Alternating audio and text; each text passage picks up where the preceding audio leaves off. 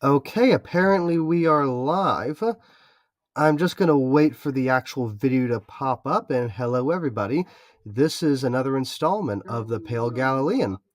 Now, if you've looked at the title of the video, Destroying Lightweights, shout out to Diego, this is particularly, how should I say this? This current stream is in large part due to Diego because we're friends on Reddit, and through our messages together, he has actually given me a rather large list of videos to respond to, many of them regarding atheism, because it's a topic he himself has quite the interest in. And for whatever reason he thinks these people are worth time is beyond me, but regardless, I think what is going to happen here is that how should I say this? The Pale Galilean has not yet tackled the idea of Enlightenment atheism in light of authentic Catholic teaching, and I thought it would be very interesting to do here. So, with that said, I'm going to get a couple videos up and running here that we can respond to. And I think we're going to be doing this smallest to greatest. So, basically, the least amount of coverage to the greatest. Essentially, the smallest video here, I think, is 11 minutes. We'll do that first. And some of these videos are about 30 minutes. So, no doubt this is probably going to be a two-parter or three-parter. And shut up. And on that note, actually, I've decided after my last upload, which was about the David Wood Daniel Haikachu debate, I've decided I'm not going to cover that debate anymore to completion because that horse is beaten so bloody that I'm basically assaulting a skeleton at this point, and I'd rather not do that anymore. We've already long established that David Wood basically cannot make any legitimate, authentic argument for Christianity because he's too blinded by liberalism to be able to do that. So we're just not going to approach such a topic anymore. And I think it would just be for everybody's interest to move on from that dumpster fire. So, with that in mind, we're going to talk about a few videos that Mr. Diego has given for us to view. Give me a moment. I'm putting them in order from least to greatest. So one is from an individual no doubt everybody's heard of at least one point if you've been on YouTube in the early years. This one is by Dark Matter, 2525. And so we are going to take a look at his video. It's only about 8 minutes. It is titled More Communist Than the Communists, in a reference to God. And for various reasons, this is going to fail. Because I've seen this video already, and it is going to self-destruct for a multitude of reasons. So, with that in mind, I'm going to mute up, kind of share my screen, and we can view the footage. Just let me do this here. Let me get the tab up and share that. All right. Can everybody see the little doodle angel on there? Yep. Okay, everyone can see that. I think this setup is good. All right. I'll mute up and I'll let it play. But I think just a moment. I want to know what the volume sounds like. Yeah, I think this setup is good. All right. I'll mute up and I'll let it play. But okay, I like that. Now, how does the... We're going to find out how the video plays then, see if I can adjust the sound a bit.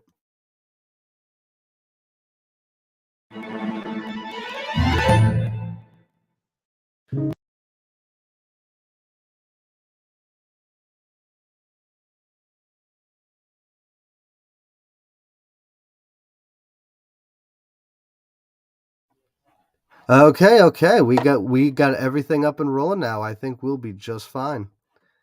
All right, let's respond.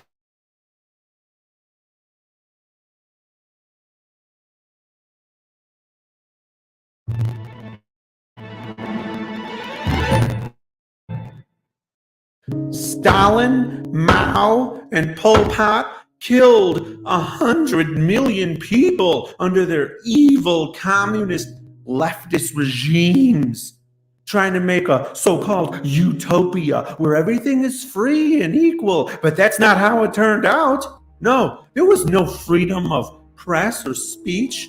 All the artwork and everything written or said about the regime had to be complimentary. Well, it was propaganda, I tell you. You couldn't be armed, so you couldn't fight back. You couldn't oppose or disagree with them, or you'd be shipped off to the gulag to face torture and death. You dare not criticize the dear leader. No, that wasn't allowed. The only way you could speak about those dictators was with praise. I tell you, it was a nightmare. Imagine if your own mother was shipped off to some gulag and you weren't even allowed to complain about it. Not only that, but you had to be thankful. How many more lives must communism take?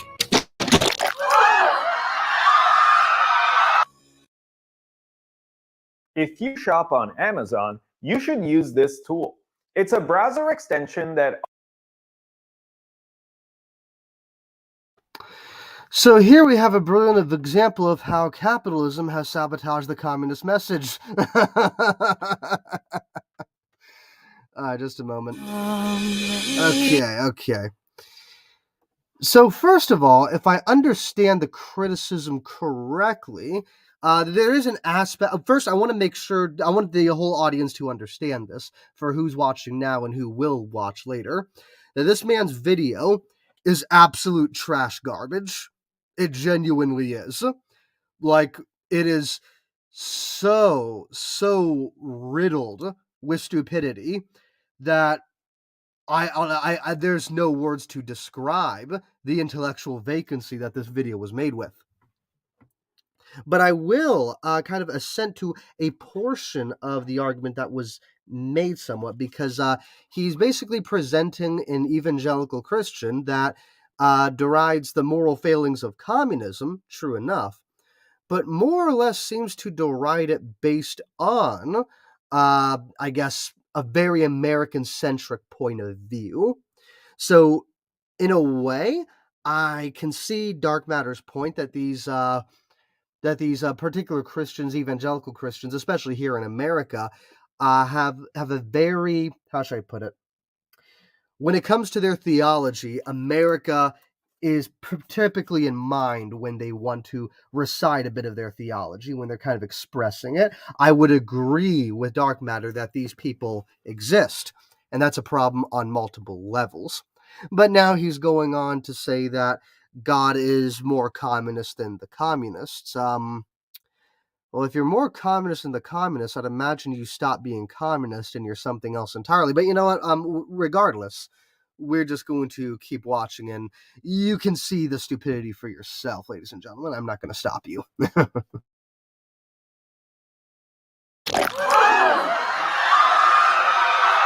Amazing grace. Welcome to heaven, Joe. Oh, God! That's right, I know. Listen, Jeffrey, go ahead and put him through orientation. Oh, God, please don't make me do that. I hate orientation. Jeffrey. Okay. Right this way, Joe. Just follow this street of gold here to your new mansion. My mansion? Yep. Everyone gets a mansion in heaven because everything is totally free and equal here. Don't get too used to your mansion, though. You won't be spending much time there.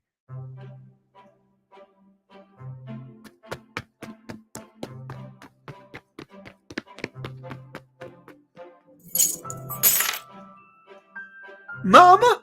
Mama, you here? God, I can't do this. Could you help me out with this part, please? Jeffrey, you wuss. I've been so looking forward to finally seeing Mama again. Oh? Well, I think that could be arranged. We just had these new LG widescreens installed. Whenever you want to see your mother, just turn it to channel 6. Mama? Is that you? Kinda caught her at a bad time, Joe.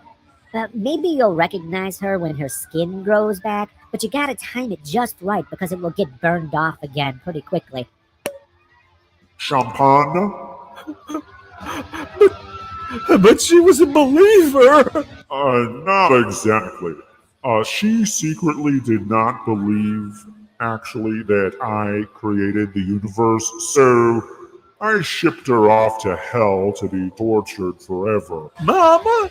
Joe, remember that you're in heaven now, and heaven is a happy place. So I'm gonna need you to turn that frown upside down. But Mama. Joe, I'm sensing that you have some choice words for me, sort of on the tip of your tongue, and I'd like to remind you that blasphemy is still a big no-no. Oh no. No criticizing, no back talk, and certainly no insulting your creator, etc. Oh.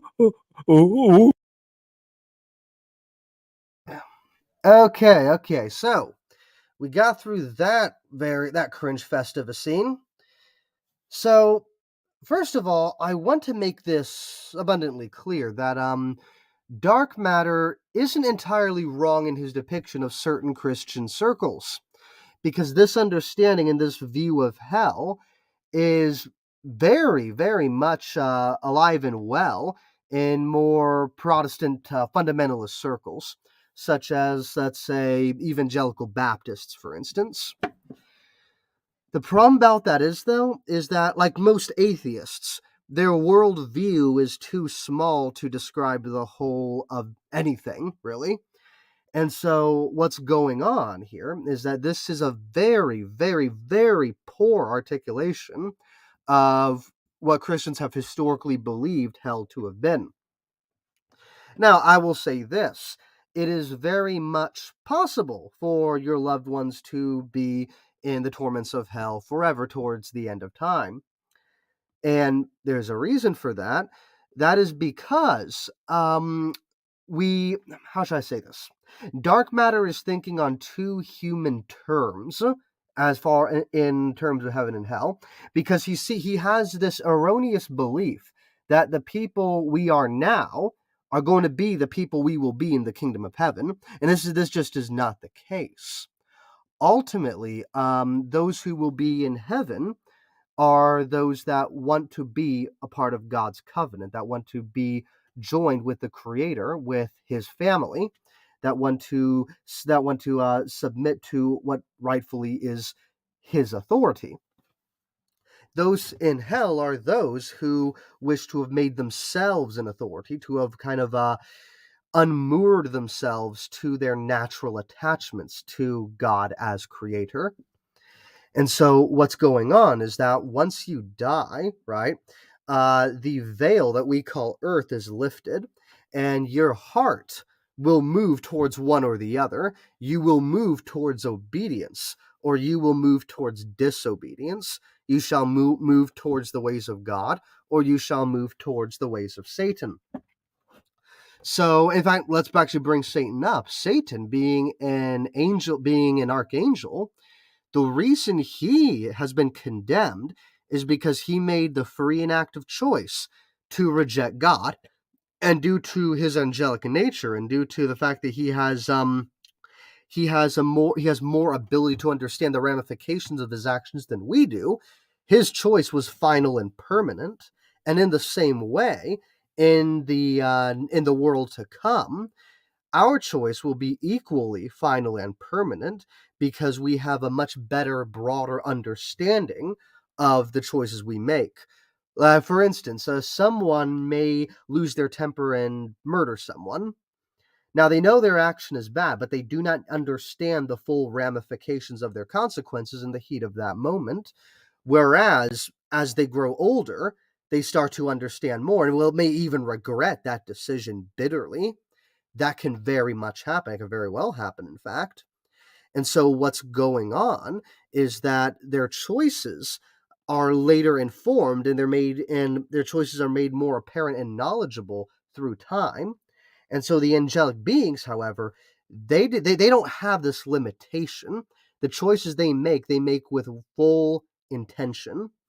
And so, in the new kingdom of heaven and earth, our choices will be much like that, because we have gone through this life. We have known the glory of God, and we have known the gravity of Satan's fall. And so the choices we make are going to be gravitated towards that. Now, as far as what's going on, Baptists definitely believe if you do not believe that Jesus was the Christ, you are going to hell. And this is just like flat out black and white, true as day. And true as day and true as night. However, the Catholic position, and therefore the apostolic historical one, is very different. The fact of the matter is, we as Christians don't know if we are going to heaven or hell. We have left that entirely in God's command. And the reason being is because we don't have infallible knowledge of the future. We could easily be led into rebellion against God for whatever reason, commit grievous mortal sins, and be counted outside of the covenant, and therefore be consigned to hell. What needs to be understood here is that family relations as we know them today are not going to be the way they will be in the kingdom of heaven.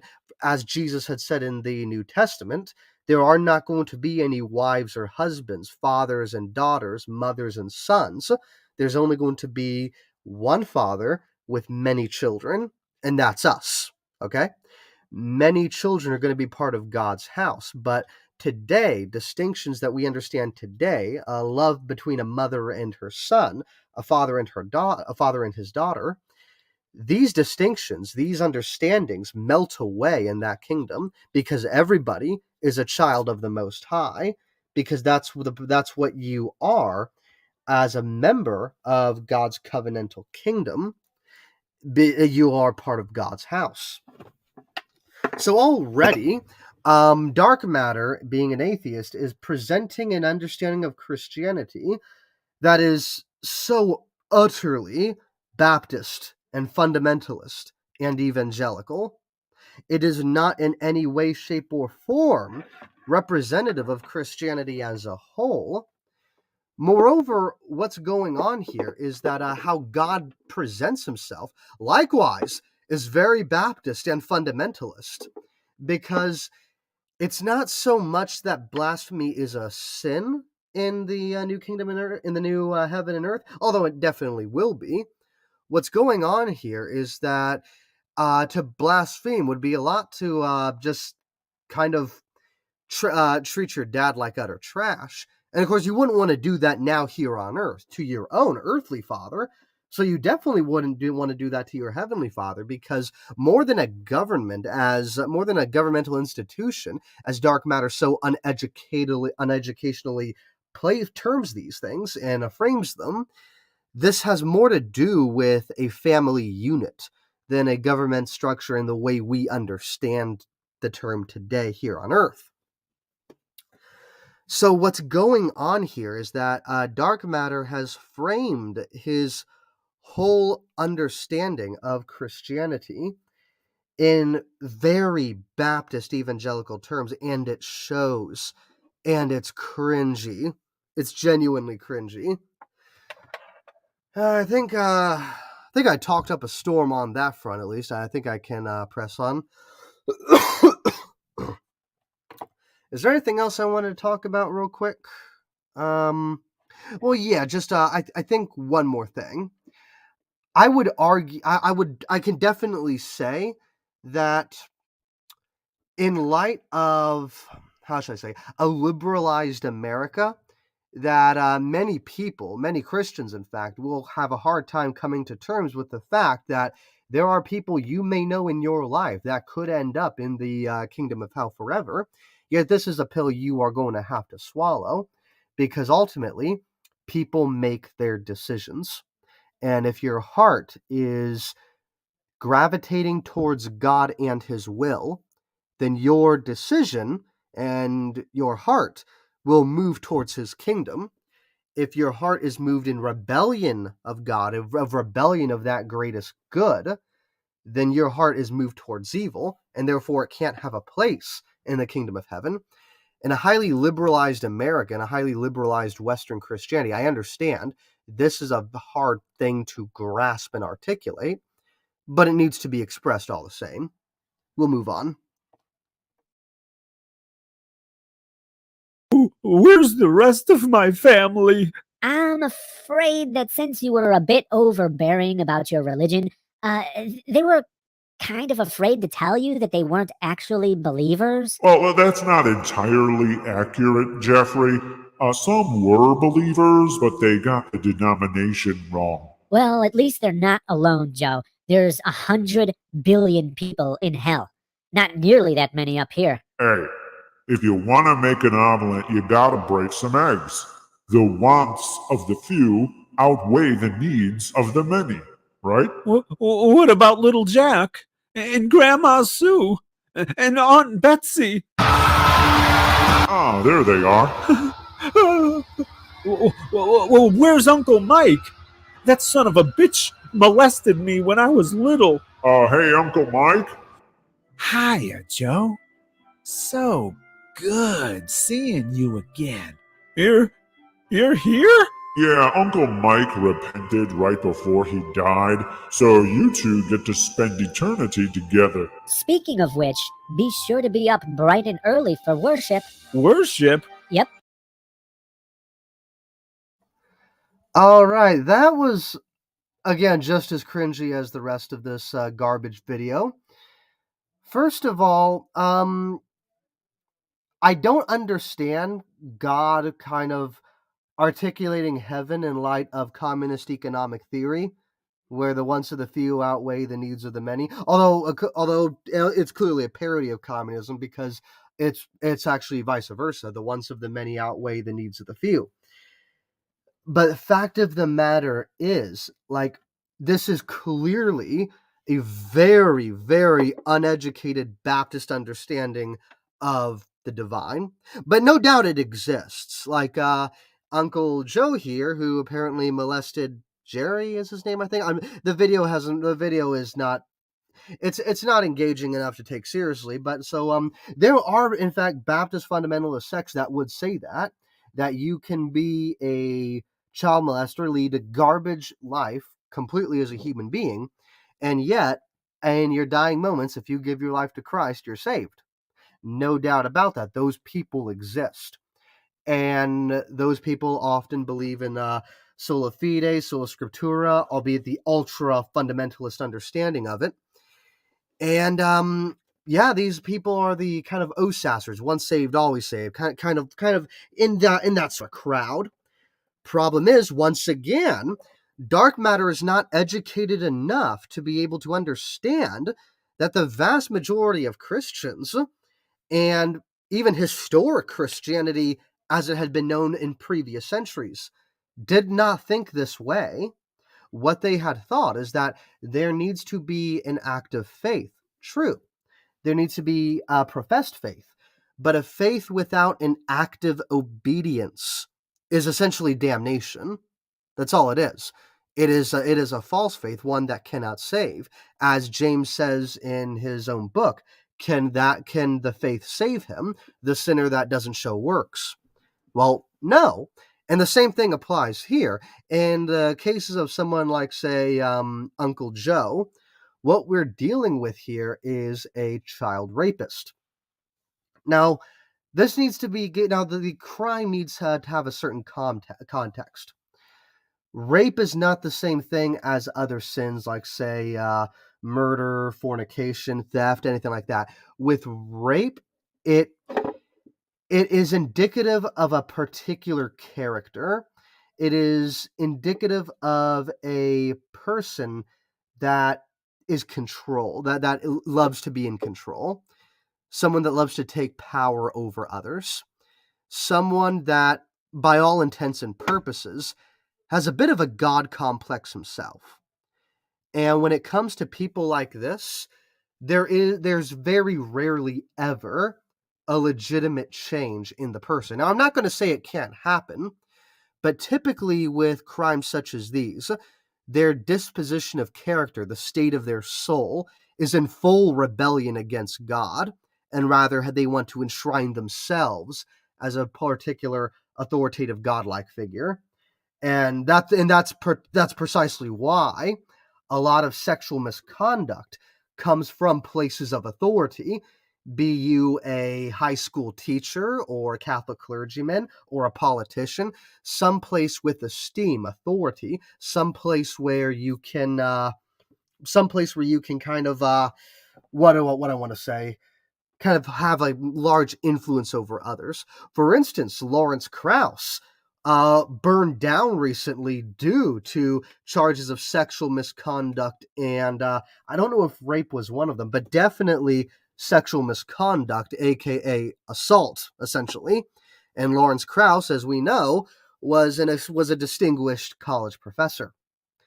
So people like that express these kinds of sins.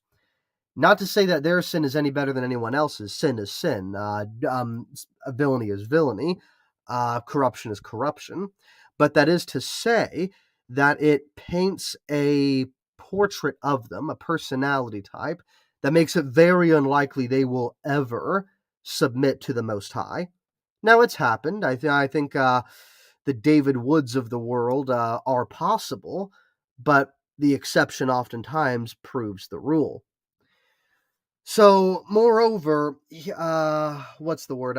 Dark Matter has a very, very fundamentalist Baptist view of understanding. He mistakenly thinks that this can be applied to the whole breadth of Christianity, and then, as a result, paints everybody in this light where nobody assents to this kind of understanding. Oh, hey, Jim, what's going on? What's going on, buddy? Yeah, so oh, and I think Ryan was here a while ago. Now I'm looking at it. Yeah, so so if you want to join Jim, the just click the pin, you'll be able to get in. So what we're doing right now, Jim, is responding to a bunch of atheist garbage. Oh, and I got Praise here too. Hey, Praise. Oh, and that reminds me, I can't believe I started the stream and forgot to introduce myself. I'm Fro, by the way. Everyone should know that at this point. I am. I'm having a very productive Lent, very much. I think I've grown quite inwardly a little bit, and I think I'm gonna thank God for that. Anyway, I'm gonna mute up and continue.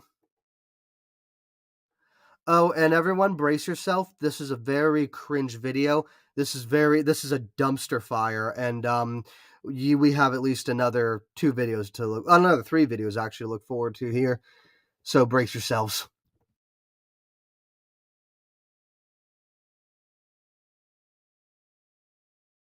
That's what you're going to be doing from now on. You did enjoy church, right? Jeffrey, take it easy or you're gonna overwhelm him with all this good news. Worship? Well, obviously you're gonna want to thank me, right? Well, you get to do that forever and ever. Not only did I send all those people who believed the wrong things about me, or who criticized me, off to be tortured, but I saved your old Uncle Mike here. And Mike sure does know how to be a spineless, groveling sycophant who does nothing but constantly pay God compliments. Yep. After all, that's why I created you primitive primates in the first place, so that you could have the honor of kneeling before me and paying me compliments forever. So, having been Baptist myself, I'm not aware of any understanding of fundamentalists saying that what's the word? That we're all just basically going to go into heaven and just have daily Sunday like we did on earth. I'm unaware of any Baptist or evangelical tradition that says that. So I'm very confused as to why that was entered in, but I guess it was just had to deal with parody. But again, he is presenting this the way that Baptists understand the kingdom of heaven. This is not what goes on here. Like you like we're not going to have Sunday mass every Sunday in the kingdom of heaven. Well, first of all, when you have eternal life in an eternal realm, you're not even going to have days of the week because everything is eternal, nothing's temporary. You're not even going to have any time to how would I say this? Time is basically a measure of change because nothing changes, right? You literally become timeless. Okay. Well, yeah, that's actually the thing, Jim. I'm not saying it will be bad. I'm just saying it won't exist because, like, Sunday Mass as we understand it, right? What we have today in Sunday Mass, in the Eucharist, in the worship of God, is but a dim reflection of what's to come. Because when you look at worship, at Sunday Mass, at the at receiving the Eucharist from the hands of the priest, this is basically kind of how about it? It's basically a feast ritual, and essentially what's going on here is that the Eucharist is basically kind of supping with God. It is essentially sitting together at one table and having a meal. That's how the Eucharist is understood. That you are partaking in the Lamb, partaking in a meal, and so, what we know today as Sunday Mass here on earth, in this heaven and this earth, in the new heaven and in the new earth, Sunday Mass is just going to be living every day with God. It's going to be kind of it's going to be waking up, visiting, seeing your dad at the breakfast table, sitting down with him and talking to him. That's what it's going to be like, because what we know today as Sunday Mass is just going to be living in your Father's house, and when the new heaven and earth are fulfilled. That's what's going to be around. So it's not so much that eternal mass is bad, Slim Jim. It's just the fact that right now what we have is perfect, but it's dim and incomplete. So therefore, in the new heaven and the new earth, when all will be perfected, this is what's going to be, because today on earth we have this understanding that there's a difference between the holy and the profane. But later on, however, this distinction between holy and profane is going to wither away, because there will only be us, his people, his children, in the presence of the holiest of holies. And I, for one, can't wait. So, what more can I say about this? So, essentially, dark matter incorrectly understands worship because he's talking about it from a Baptist lens. He incorrectly understands heaven because he talks about it from a Baptist lens. He incorrectly understands essentially everything in this whole video at this moment because he is referring to it from a Baptist lens and is trying desperately hard to imprint this on a group of people that don't share these opinions, that don't share these outlooks. It's laughable and very, very uneducated. In fact, I'm going to play back the last 10, 15 seconds here because I think like something was said that I think should get a bit more highlighted. Okay. Mute up, play it. Okay. Well, yes, there will be singing in the kingdom of heaven. God compliments. Yep. After all, that's why I created you primitive primates in the first place, so that you could have the honor of kneeling before me and paying me compliments forever. I mean, what else would the most intelligent mind in existence want besides constant groveling? Doesn't that sound so much more meaningful than those wicked nihilistic atheists who wanted you to live your life to the fullest because they believed it was the only life you had? Exactly, Jeffrey. But now you get to spend eternity kissing my ass. So meaningful.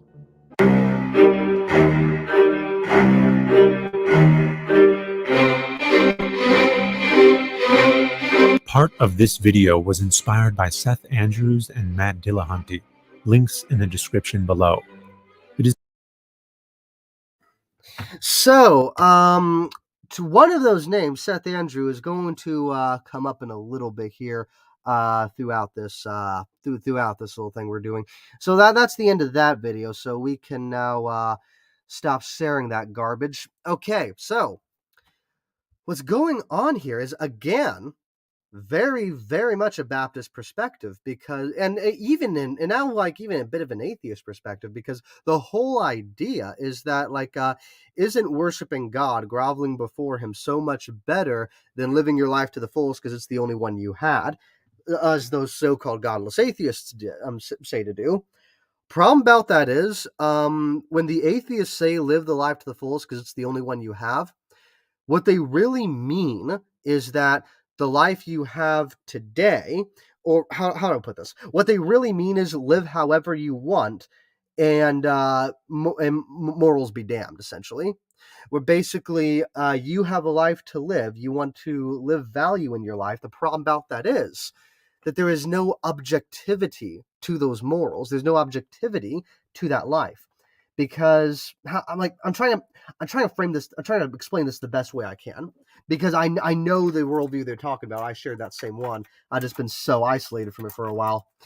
So what they mean is that everybody has to find their own meaning in life, and that is precisely the problem, because finding your own meaning in life without being attached to some transcendent value is civilizational suicide. Because someone's meaning in life can be anything from raping toddlers to helping the homeless find homes. I mean, someone can find meaning in life in anything. The problem about that is that if you're going to live your life to the fullest, what fullness are you looking for in that life? And is that fullness, is that a fullness that anybody should want? And is that a fullness that civilization can withstand, can withhold? I would argue no. You can't. It would be a psychopathic world beyond belief.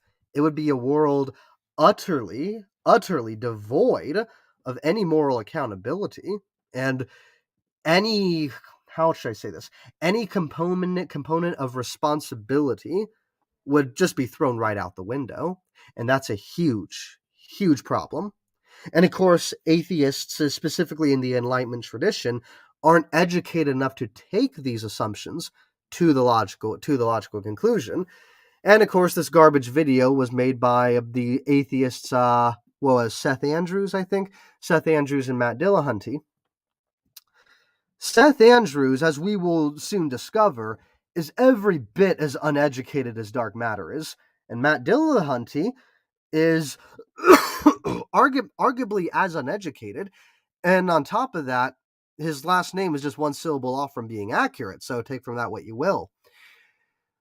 But what all of these people have in common, and again, you will see it, if you listen to Matt Dillahunty enough, if you listen to Seth Andrews, if you listen to Dark Matter, if you listen to the Holy Kool-Aids of the world, they all have the same exact background: Protestant, fundamentalist Christianity, and they understand Christianity uniquely through this lens. And it shows. It definitely shows.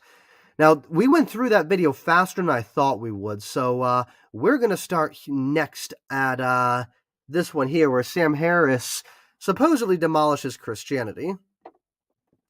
Now, I saw a small segment of this, and I don't know what exactly what kind of psychobabble dribble he's going to give us, so it's going to be fun and exciting for you and me, audience. All right, share that screen. We see that, right? Okay, yep, okay, I see that here. The pinwheel's acting up for some reason. Begin. There we go, okay. I'm gonna mute up and we'll just, and we'll watch the first part, respond what I need to. Begin. Well, that was all very interesting. Ask yourselves, What is wrong with spending eternity in hell? Well, I'm told it's rather hot there, for one.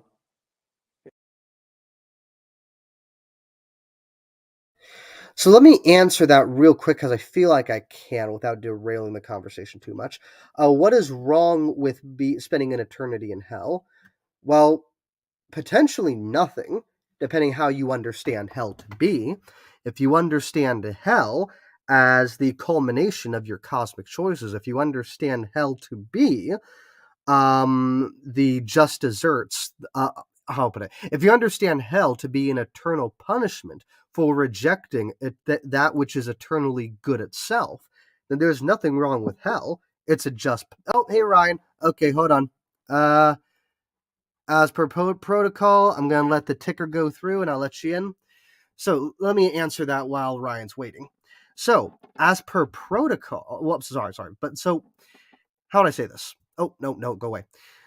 What's going on here, simply put, is that depending on how you're going to frame hell from the historic Christian perspective, there's potentially nothing wrong with that, because if you have eternally turned against the cosmic good, the punishment for rejecting that good ought to be just as eternally lasting. So there's nothing potentially wrong with hell if you understand it from the right lens as the natural end to your choices, as the natural end to the crimes you have committed. But no doubt, Harris, like every other atheist here, and you're on, Ryan, like every other atheist here, simply understands Christianity through the very, very narrow fundamentalist views that they grew up with, and therefore, like he bastardizes any attempt to talk about this in any meaningful way. Thoughts on that, Ryan? Well, again, irreligious people, materialistic people, do not have a good concept of the punishment of crime, even in secular society. There is consequence. So, for example, if you make a threat to murder someone, you can face and should face a legal penalty for that. Of course, I'm not qualified to talk about the exact penalty, but usually that kind of a penalty is very stiff. It's treated as seriously as, or almost as seriously as, the actual act or the attempt of the act. So if you went from threat to murder, irrelevant, there's a punishment. I don't understand why sinners then object to God, who instituted the just powers that rule over us, to then have his own pure version of that rather than the impure version we see so infected by sin and often corrupted. It doesn't make any sense. God is an eternal being. You have offended against the Almighty and Holy One, the one that is from of old, from everlasting. So are you shocked then that the corresponding punishment is fit against the God against which you offended? The cry of eternal punishment or eternal torture is unjust is hilarious, considering that the atheist has no epistemological or even presuppositional basis to make such a statement. Well, correct. But now, what they may say, right, is that, well, you're being punished. You're like, you have an infinite punishment for a finite crime. Essentially, the crimes and the sins you committed on earth have determined the sentence you get in heaven or in the world that is, and like the essentially to be delivered in hell is an unjust punishment due to the finite nature of the sins you committed here. To which myself I would reply, well, that's because these sins, they are anything but finite. They quite the contrary. They're anything but. When you sin, right, you are basically looking at goodness itself, God Himself, who is infinitely good, and saying, I want to commit evil. I'm committing this evil. And not only that, if your heart turns towards that darkness, you have consigned yourself to commit that evil infinitely. If I may also contribute, the usual Occident or Oriental version of hell, often seen in Confucianism or Buddhism or Hinduism, it would actually correspond to our mortal punishment. Why is it that one man could receive 140,000 years for his crimes, and yet who may or may not deserve it, and yet another man, as is often the case in our penal system, especially in the West, say, for example, goes to jail for or prison for child support payments, when in fact, at least in the United States, he paid triple the amount of child support. Yet because of a legal technicality, the courts did not count this. They counted it as a gift. So his life has been squandered away. He has something on his record because he didn't go through the official channels. Well, that's actually not a Christian conception of hell. So actually the Buddhist would need to answer that objection from the atheist and not the Christian. You are the atheist, by making that argument, is not arguing within a Christian framework. He needs to ask the Confucian or the Buddhist or the Hindu that question, and not the Christian. Right, exactly. So that's certainly another response to that. Do you want to say anything else here before we move on? Well, yes. I mean, how is it that it's this that I don't understand about atheists? They seemingly don't have an idea with God justifying people normally, but they take the issue of that God could justify someone of his sin, that he could merit eternal life by faith alone in our Lord Jesus Christ. And yet they get upset at the notion that, well, there's not something they can do to improve themselves, or that someone who could who live a horrible life could then be punished. Well, there's also no reason in the atheist worldview why someone who does extremely evil things cannot just prosper and then supposedly die a good man because they supposedly did good things. It's a completely backward viewpoint. It is a viewpoint that has not withstood the test of time, and it is a viewpoint that is detached from the workings of our reality. Simply put, our reality does not work in this fashion. And why does the atheist then comport us to that we must conform to laws of logic and reality, while they actually violate those very laws themselves? Well, because as these videos will lay out, Enlightenment atheists typically aren't educated enough to understand what they're doing. Well, it's kind of interesting because as much as many young earth creationists and many irreligious folks hate one another, I can't help but notice that they share a commonality. Their favorite argument is either a straw man or it is an argument or appeal from authority. Oh yeah, no, oh Ryan, no doubt. In fact, how would I put it? I would go as far to say that, how would I say this? I would go as far to say that when you look at the young Earth creationists and the Enlightenment atheists, they are basically the same people. Like they are every bit. They're the same people within the context that some are theists and some are not. Well, but more than that, actually. But like they approach their worldviews with similar assumptions. Again, because when you talk to when you talk to and you notice this, I'd say you see this a lot in Protestantism generally, but you can especially see it in a lot of the fundamentalist sects, where they will just assume Protestantism rather than trying to prove it. Where basically, if you can't convince me of this other denomination, my denomination is right by default. Right. When you look into Enlightenment atheism, they do the exact same thing. They will assume atheism is correct until otherwise, and so these kinds of how to put it Enlightenment atheists and young Earth creationists are how about it? One clearly descended from the other, and they are both products of how would I put it? The same religious and theological and philosophical assumptions. Sorry about that. It's kind of interesting because think about it for just a moment. Many of these so-called Enlightenment fundamentalistic atheists are in actuality very much former so-called Protestant, often Baptist fundamentalists. Yes. And it's interesting that though they reject that form of fundamentalism, they like this template. They retain the familiarity of that template. So when they move over to irreligion, they simply apply this in an even more debased form.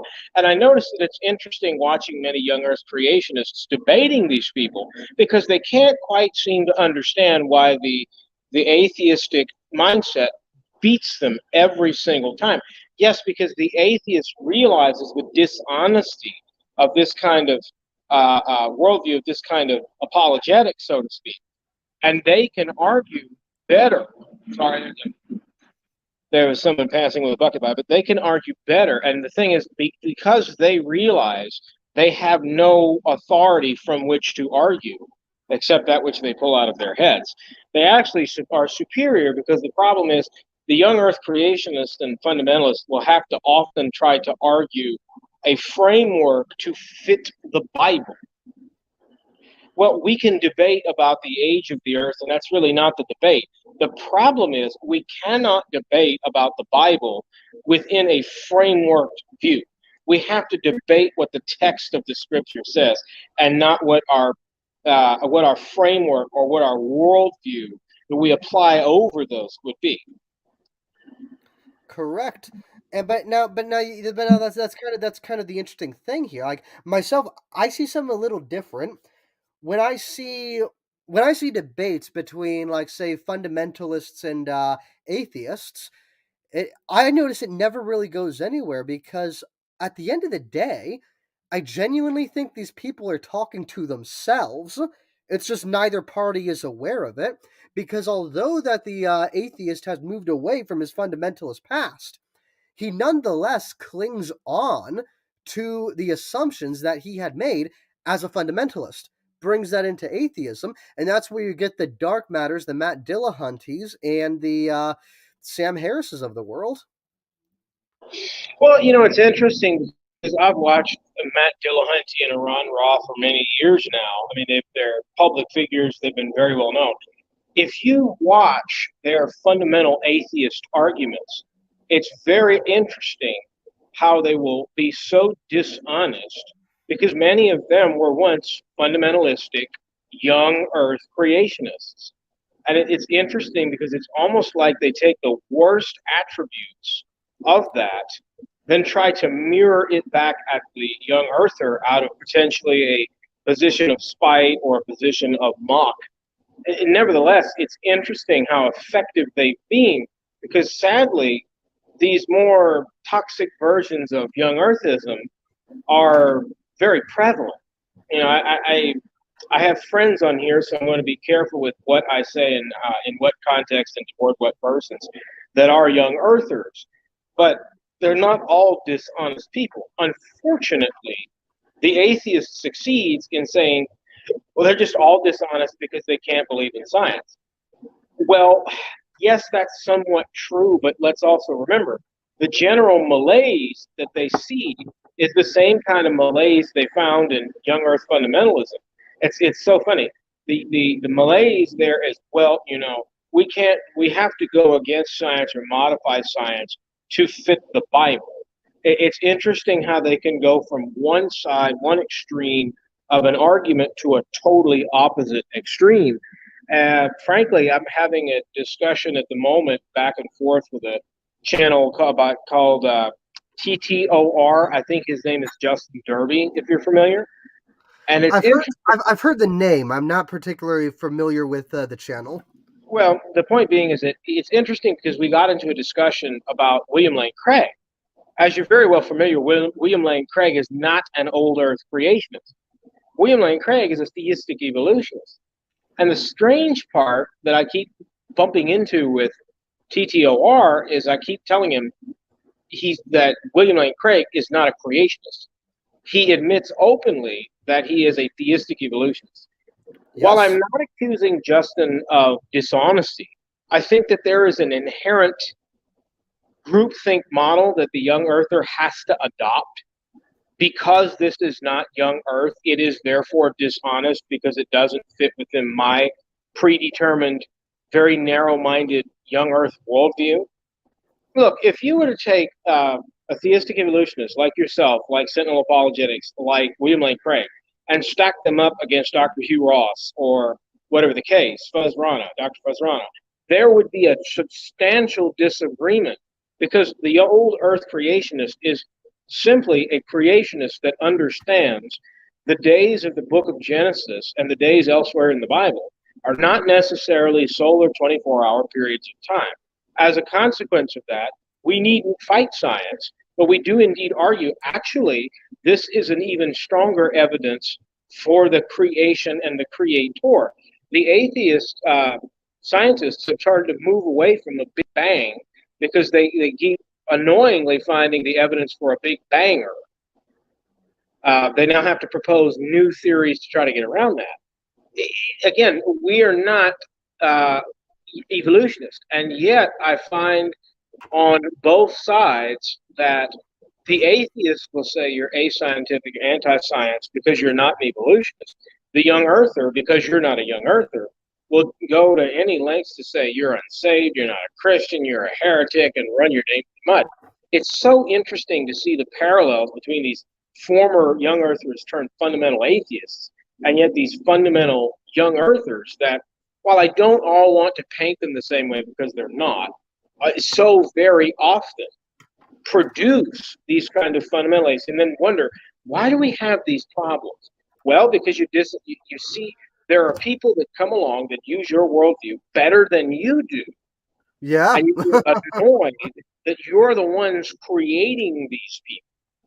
Yes, that was actually my opinion before, that young Earth creationism was actually creating Western atheists, and history has actually shown me right on that. But moreover, what kind of what I see, what I have kind of seen in my own experiences, right, is that how do I want to say this? Like, okay, now, because you have a lot of dishonest, you have a lot of dishonest people on the young Earth side, such as how would I say,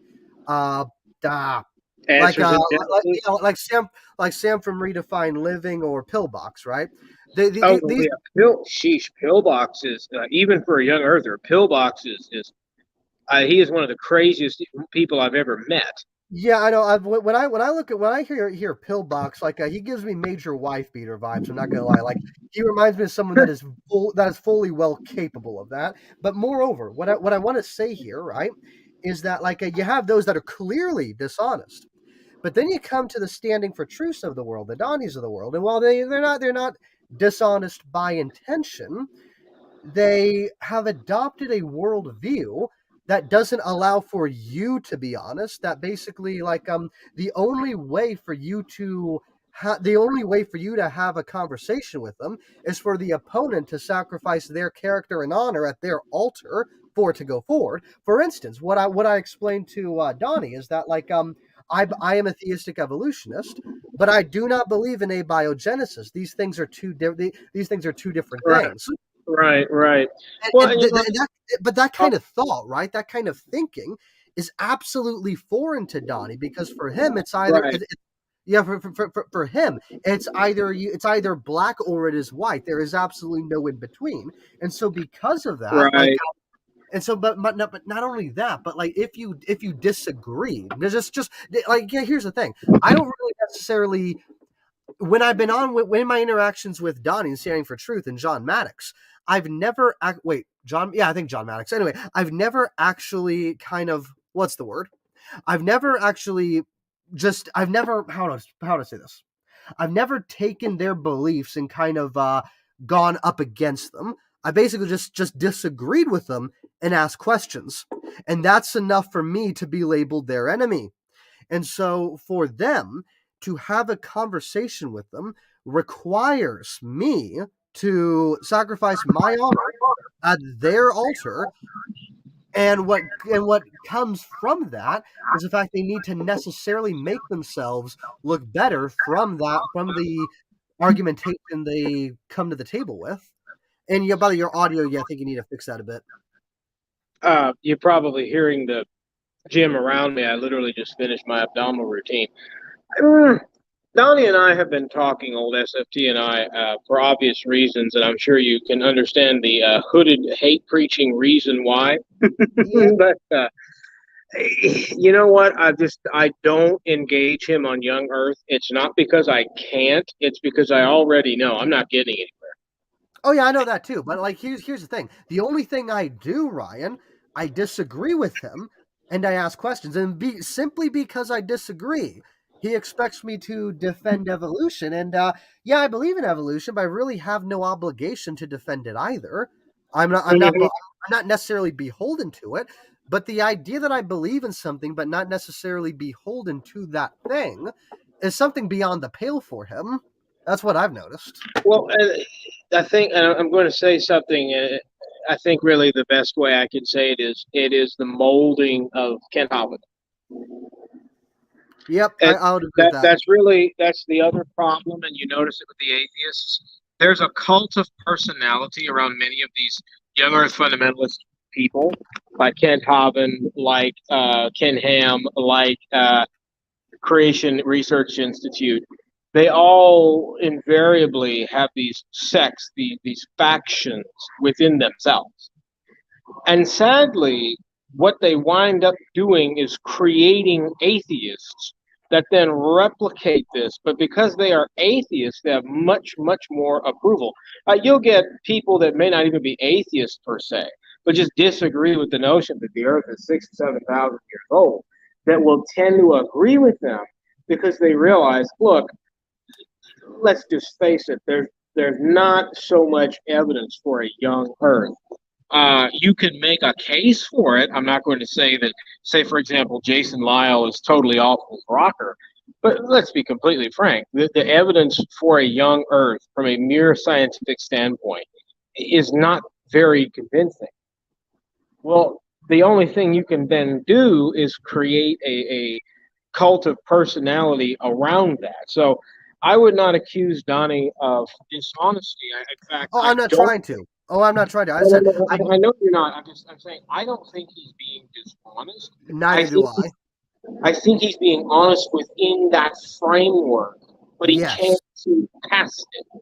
correct. I would agree with that. And sadly, that kind of mentality translates over into irreligion extremely well. We've Yeah, seen tell it me about it. thousands of times with dark matter, 2525, Aron Ra, and so on. Aron, like at this point, I've already decided I would never debate Aron Ra. Why? Because he's just a bully. Even when Yeah, he's debating a respectable opponent, all he does is try to bully them and assert against them, overtalk them, mistreat them. And really, he's doing that because he knows a Christian is less likely, out of the sake of trying to be polite, to interrupt him.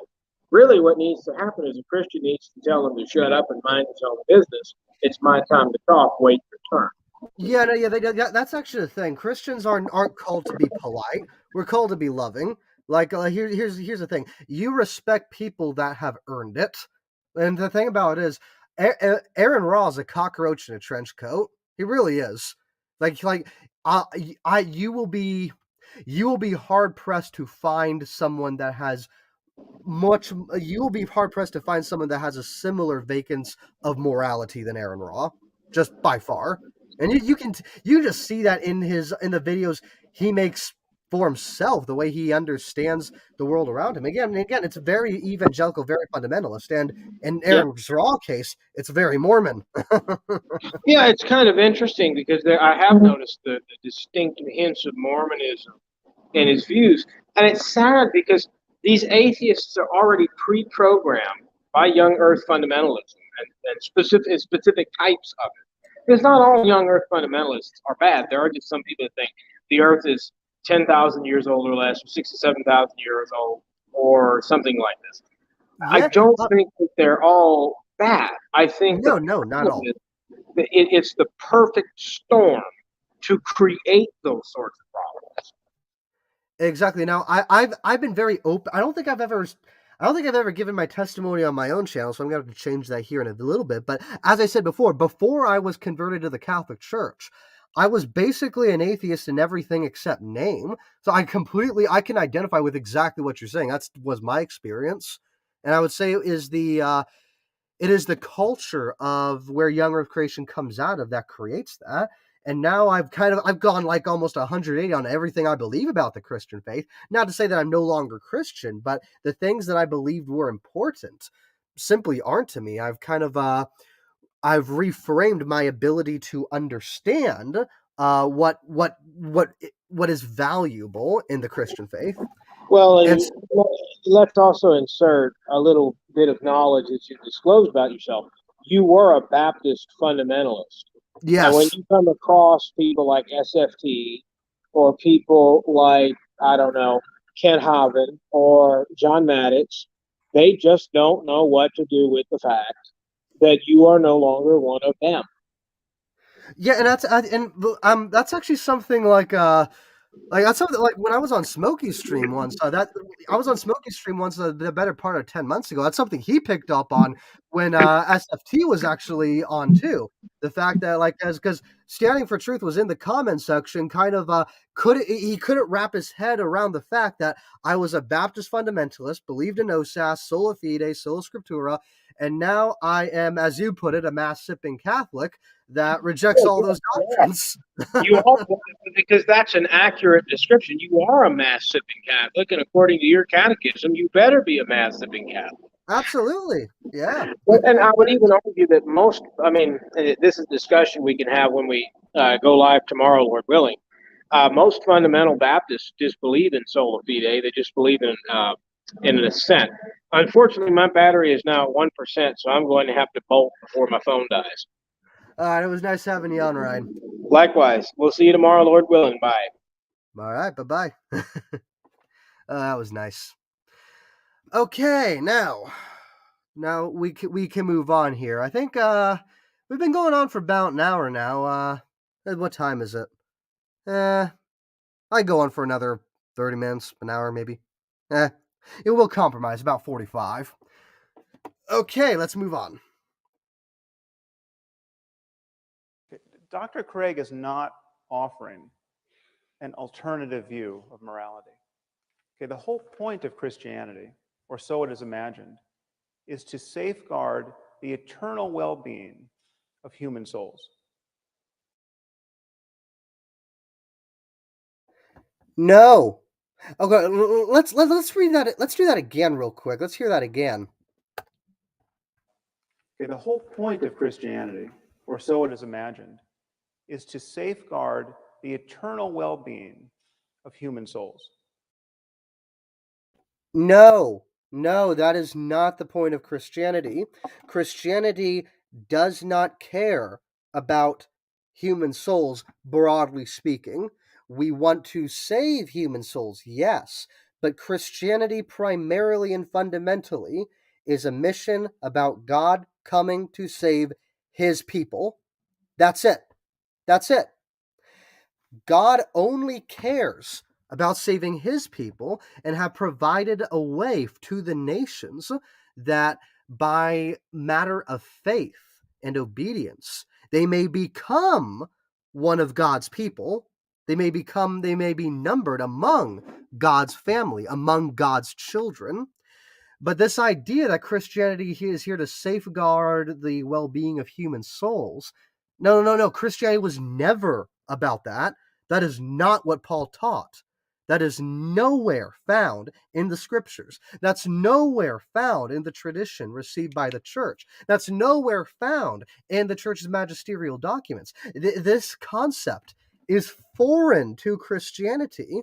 And again, you can see this. This is kind of the now the fact that like Mr. Harris said that I don't know if Harris is a doctor or not, so I'm just going to call him Mr. for now. The fact that Mr. Harris says this tells me that he has a fundamentalist understanding of Christianity that is more on the progressive edge. But no, Christianity never, ever cared about the well-being of human souls in the broad way he is speaking. The best way to care for a human soul is to make them a child of God, but only God can do that. The history. Oh, hey there, Diego. You know, yes, happy Maudie Thursday, definitely. You know, Diego, I'm doing this because of you, so you ought to join the chat. You ought to join the show. It'd be very nice to have you. Anyway, so going on now. Christianity doesn't care about that. It does not care about the well-being of human souls in the broadest sense he is talking about. The Christianity is the story of God saving his people from death, saving his people from their sins, which ultimately can only lead to death. So I don't understand at all where Mr. Harris is bringing this up from. It's because what he is describing is something utterly foreign to the whole of Christianity as it has been historically understood. In fact, most fundamentalists today, I don't even think would subscribe to that. I don't see it. It's a very novel concept he has deposited here. Let's keep watching. Now, happily, there's absolutely no evidence that the Christian hell exists. And I think we should look at the consequences of believing in this framework, this theistic framework, in this world, and what these moral underpinnings actually would be. All right. 9 million children die every year before they reach the age of 5. Picture an Asian tsunami of the sort we saw in 2004 that killed 250,000 people. One of those every 10 days, killing children only under 5. Okay, it's 24,000 children a day, 1,000 an hour, 17 or so a minute. That means before I can get to the end of this sentence, some few children, very likely, will have died in terror and agony. Okay, think of the parents of these children. Think of the fact that most of these men and women believe in God and are praying at this moment for their children to be spared. And their prayers will not be answered. And again, that is a very fundamentalist understanding of prayer and therefore of Christianity. Fact of the matter is, again, there's no such thing as an unanswered prayer, okay? But prayer can only be answered in one of 3 ways. Either yes, either no, or this part's going to be answered and or this part I will allow, this part I won't. Ultimately, what prayer is, it is you asking God that his will be done, that you're going to do something or you would want something to be done, and if it happens to fall within God's will, therefore let it be done. That's what prayer is. So again, Mr. Harris doesn't understand that much. And yeah, I did like your recommendations, Diego, because I think the Pale Galilean could benefit from looking at these in the Catholic perspective. Because essentially, what's going on is that how would I say this?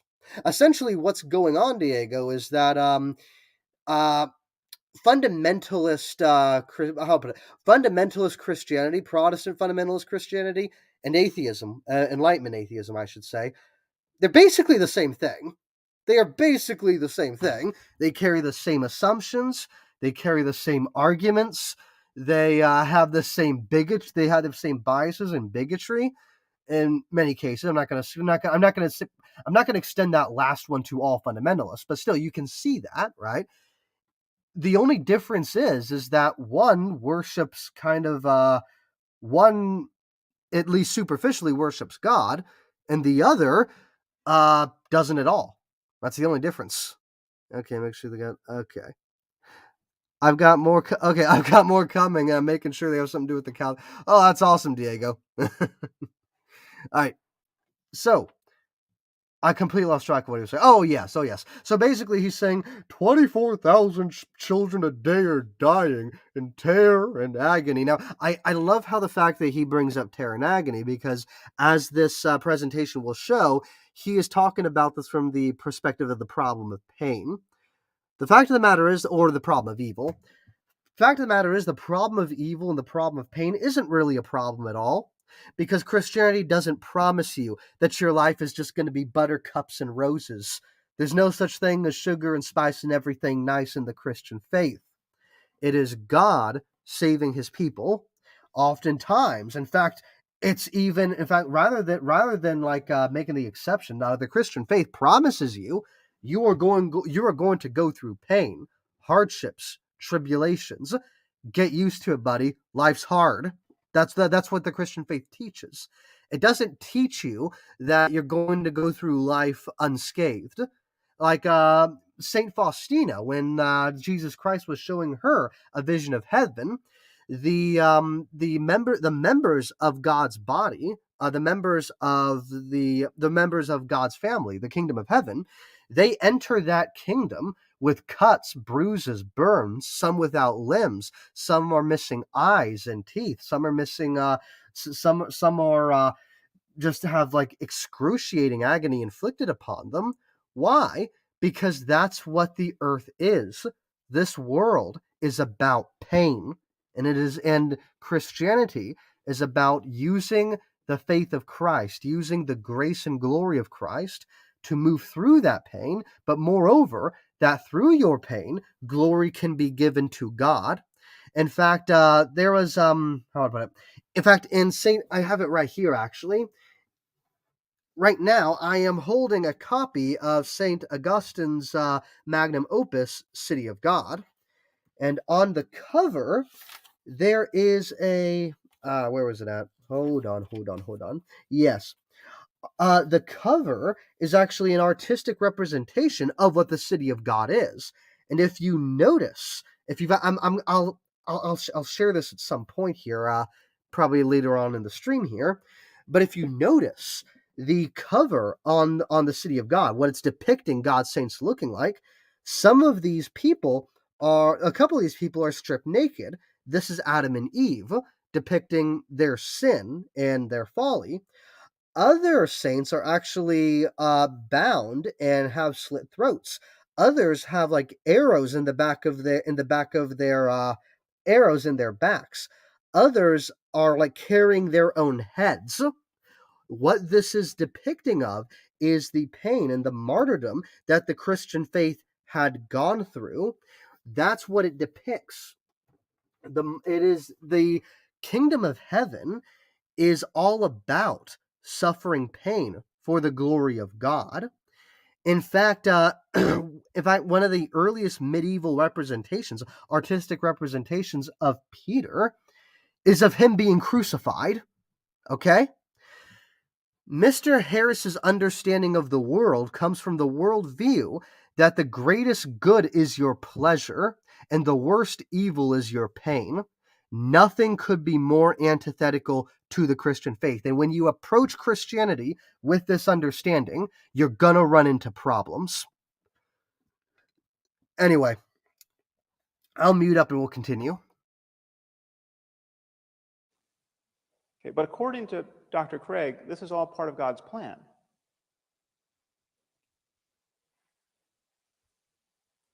Any God who would allow children by the millions to suffer and die in this way, and their parents to grieve in this way, either can do nothing to help them or doesn't care to. He is therefore either impotent or evil.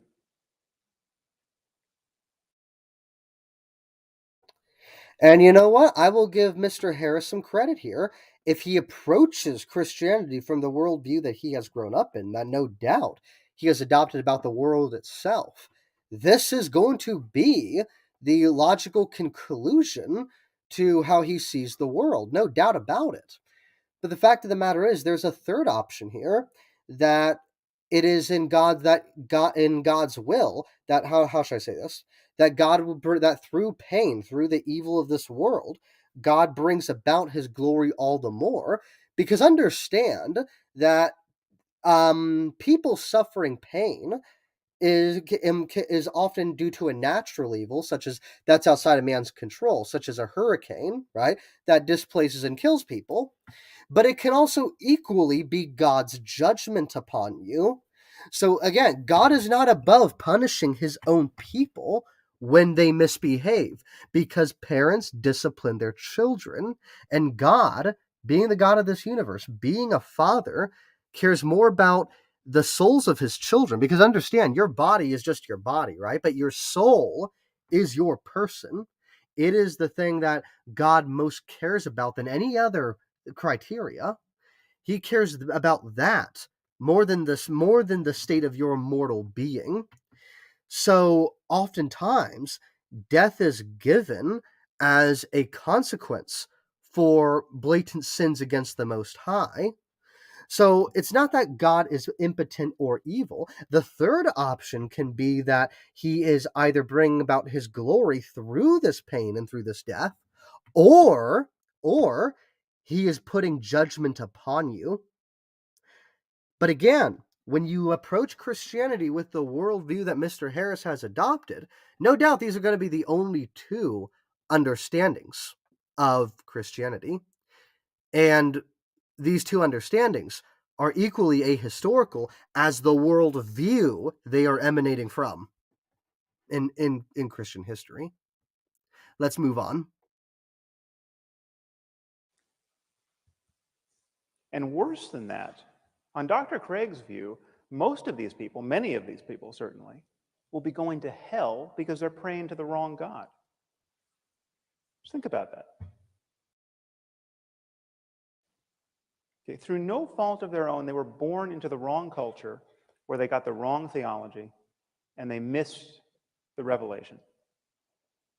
Okay, there are 1.2 billion people in India at this moment. Most of them are Hindus, most of them therefore polytheists. Okay, in Dr. Craig's universe, no matter how good these people are, they are doomed. If you are praying to the monkey god Hanuman, you are doomed. Okay. You will be tortured in hell for eternity. Now, is there the slightest evidence for this? No.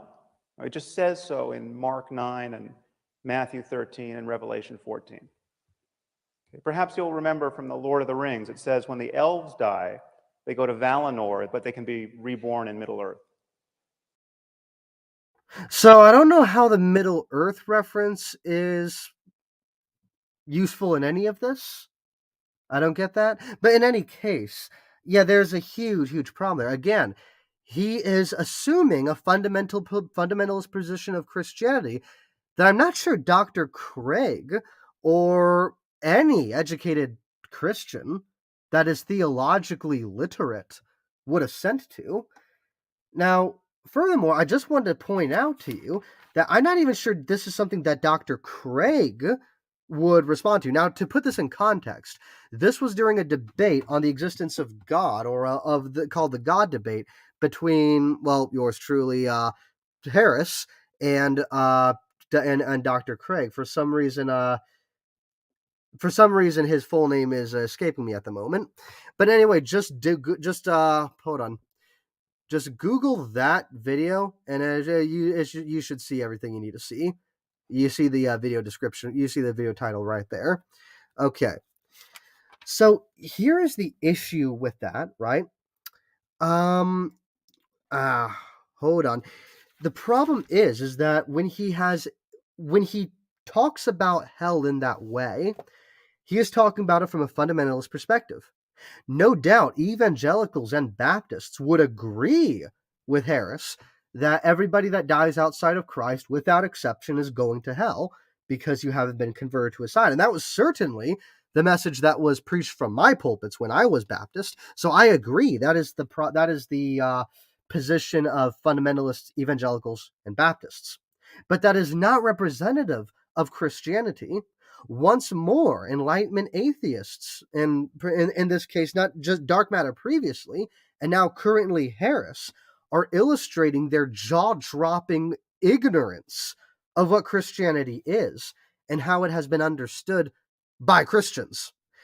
So, case in point, I'm going to read this out. So, starting from Romans chapter 2 in verse 6. For he will render to every man according to his works, to those who by patience in well-doing seek for glory and honor and immortality, he will give eternal life. But those who are factious and do not obey the truth, but obey wickedness, there will be wrath and fury. There will be a tribulation and distress for every human who does evil, the Jew first, and also the Greek, but glory and honor and peace for those who do good, the Jew first and also for the Greek, for God shows no partiality. What is that saying?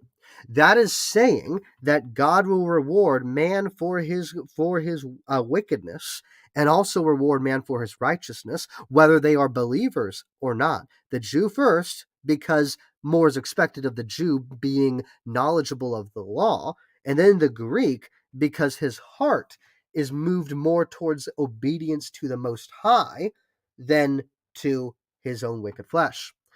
12. All who have sinned without the law will also perish without the law, and all who have sinned under the law will be judged by the law. For it is not the hearers of the law that are righteous before God, but the doers of the law who will be justified. Now, this is the next verse. Pay attention, boys and girls. When Gentiles who have not the law do by nature what the law requires, they are a law unto themselves, even though do not have the law. They show they show what the law requires, that is written on their hearts, while their consciences also bear witness, and their conflicting thoughts accuse or perhaps excuse them on the day when, according to my gospel, God judges the secrets of men by Christ Jesus. This is the foundational text for what the Catholic Church calls natural law, that God has written upon men's hearts his law, and that for those without the covenant of God, be it in the old or the new, there is still a way by which he might be saved, and that is appealing to the law God has written on his heart, by which you must conform to your properly formed conscience that God has given every man. So it is quite possible for the Hindus to be saved. It is quite possible for anybody to be saved on the conditioning criteria they are adhering to the law that God wrote on their hearts, which is found in their consciences, because your conscience will accuse you. That's the thing. There is a standard of morality, of ethics, that God has given every man, and it is incumbent upon them to assent to it. It's just that most people don't. Understand, the Christian and the Jew and the Hindu are equally under the judgment of God and stand equal risk of damnation and hellfire. But it's not so much as the Hindu have absolutely no chance of salvation whatsoever. That's not it. Now, Baptists believe that. Many fundamentalist sects of Christianity believe that.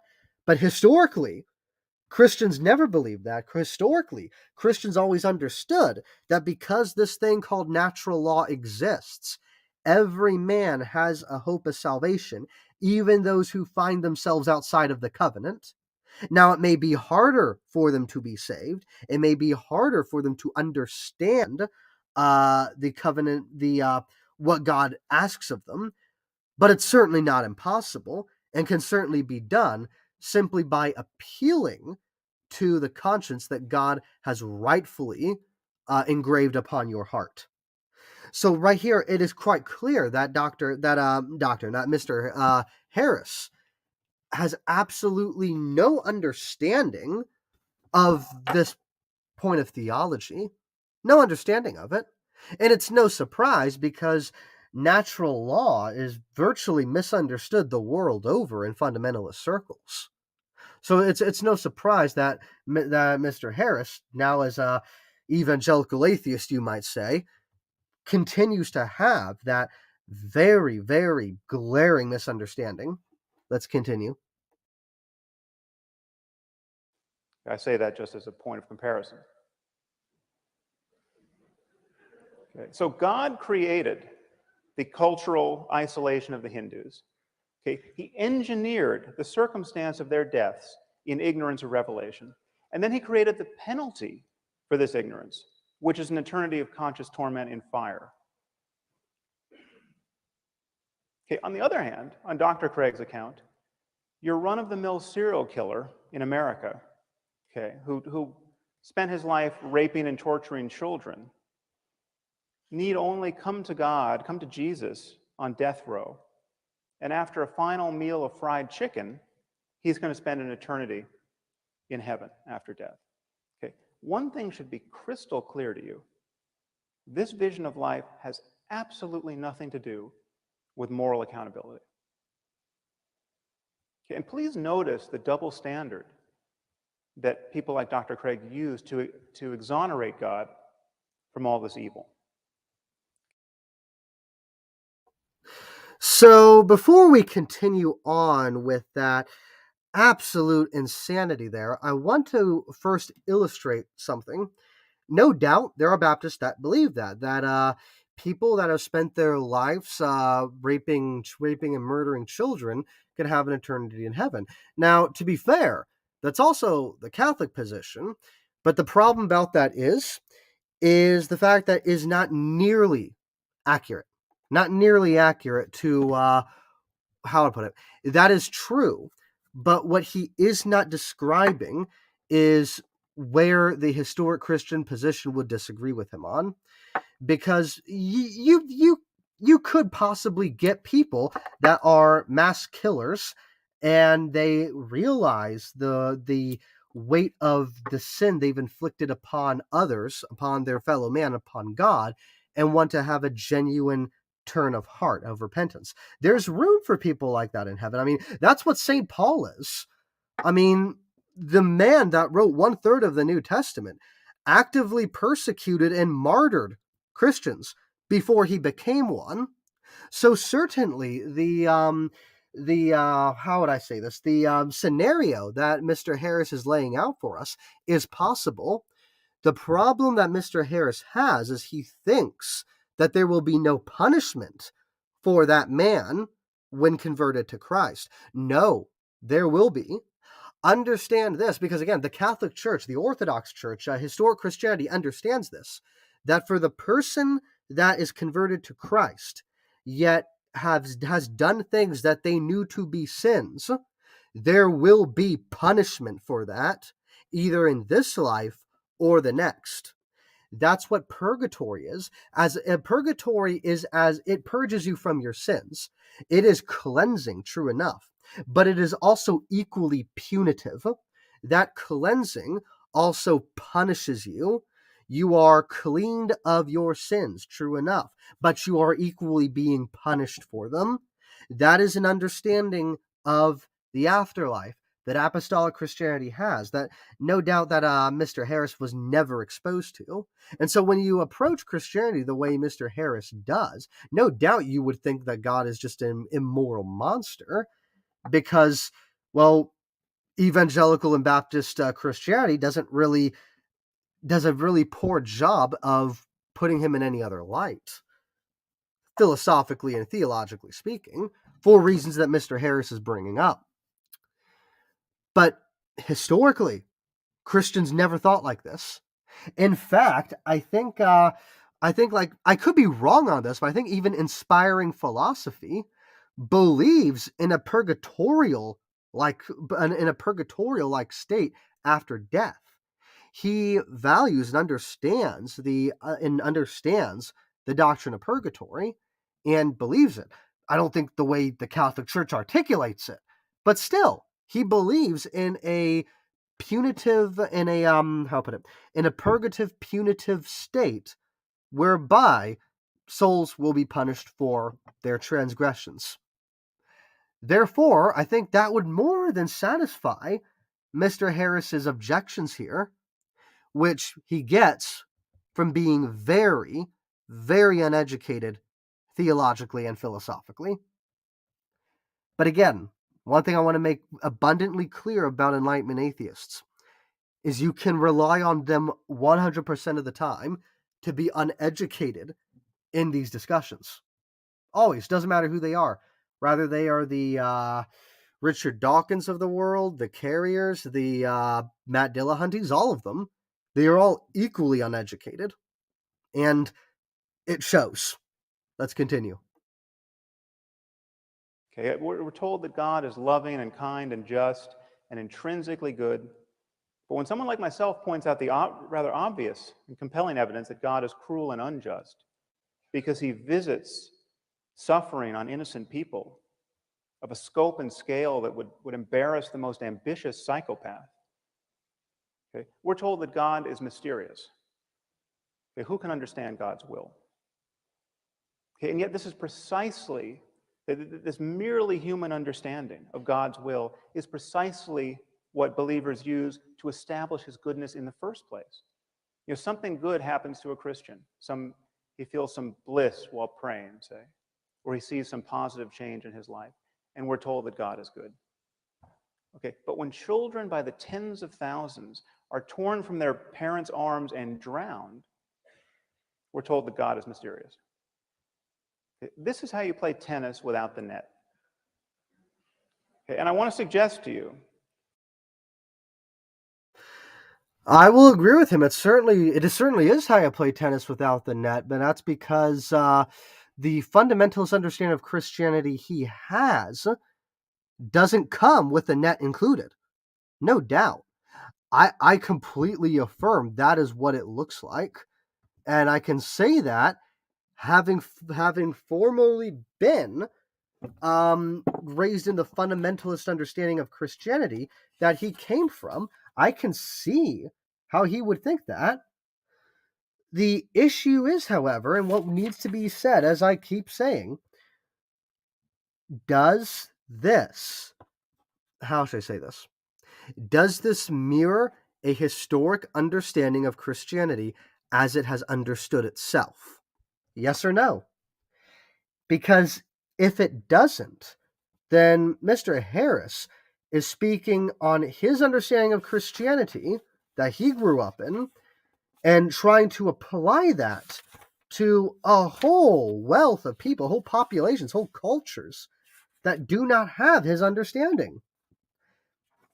It's very, very telling on his part. Very telling. Okay. Yep. I think that's all I really have to say about that one. It's very sad that he is just this misinformed on a topic this necessary to understand. It's sad. But what are you going to do about it? Moving on now.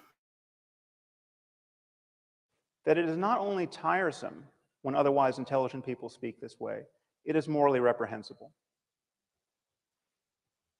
This kind of faith is really the perfection of narcissism. I mean, God loves me, don't you know? He cured me of my eczema. He makes me feel so good while singing in church. And just when we had given up hope, he found a banker who was willing to reduce my mother's mortgage. Okay. Given all that this God of yours does not accomplish in the lives of others, given the misery that's being imposed on some helpless child at this instant, this kind of faith is obscene. Okay, to think in this way is to fail to reason honestly or to care sufficiently about the suffering of other human beings. And if God is good and loving and Or it could be something else here. You see, what's going on is that, how should I say this? Say your mom gets cancer, okay? And you can't find a institution that is willing to foot the bill for that. But then later, when just on the ninth inning, when all hope seems lost, suddenly you find something. Your mom gets cancer treatments after you prayed about it. Well, your prayer was that your mother getting cured of cancer is within God's will. Now, if your mother, how should I say this? Now, if your mother gets cancer, but it's not in God's will that she should survive it, well, sorry, friend, but she's going to die. And again, that's a hard, bitter pill to swallow, but one you must swallow nonetheless. So when we here in the West pray for something and it comes true, we thank God because it happened to be within his will. It's not narcissism, right? We're just thankful that our desires were also conformed to the desires of God. Similarly, something can also be said in regards to people with this kind of suffering. We could all the suffering that other people can go through, We can pray that it ends, that like war-torn areas find peace, that persecution stops. And guess what? If it stops, we thank God for that also, because the how put it, the prevention of that evil was also in God's will. But perhaps it's in God's will that such evils continue on a while longer. Ultimately, all humans, whether believer or not, are equally subject to the laws and the whims of the Most High Creator. And I understand that Mr. Harris doesn't like that, because he comes from a worldview where your pleasure is the objectively best good and your suffering is the objectively worst evil. And ironically, I find that to be more narcissistic than anything, that your good is somehow the best good, or that that what you determine to be good, that if you feel good, therefore it must be good. This is equally something beyond the pale in the broader scale of Christian history. Ooh, Diego wrote me something here about a few minutes ago. Yes, that. Well, thank you, Diego. I'm glad you think I'm doing this, because that is the intent of the Pale Galilean. Now, what do you say? Not like David Wood, who, despite doing a great job of defending mere Christian doctrines, has a weared down. I think that might be a typo there, but I understand what you're saying. Definitely, Diego, because understand, like Mr. Harris here, or not like Mr. Harris, but like similar to Mr. Harris, they have adopted very similar philosophical views which color their understandings of Christianity. No doubt, I agree. Okay, I think I said everything I wanted to here. Let's move on. Just and kind, and he wanted to guide us morally with a book. Why give us a book that supports slavery? Why give us a book that admonishes us to kill people for imaginary crimes like witchcraft? Now, of course, there's a way of not taking these questions to heart. Okay, according to Dr. Craig's divine command theory, God is not bound by moral duties. God doesn't have to be good. Whatever he commands is good. So when he commands that the Israelites to slaughter the Amalekites, that behavior becomes intrinsically good because he commanded it. Okay, well, here we're being offered, I'm glad he raised the issue of psychopathy, we're being offered a psychopathic and psychotic moral attitude. It's psychotic because this is completely delusional. There's no reason to believe that we live in a universe ruled by an invisible monster, Yahweh. Why? Why would that be? Here's the issue when it comes to people like Mr. Harris. They are utterly hypocritical in their own worldview. Because let's actually replay just the last few seconds there of what he said. Let me demonstrate.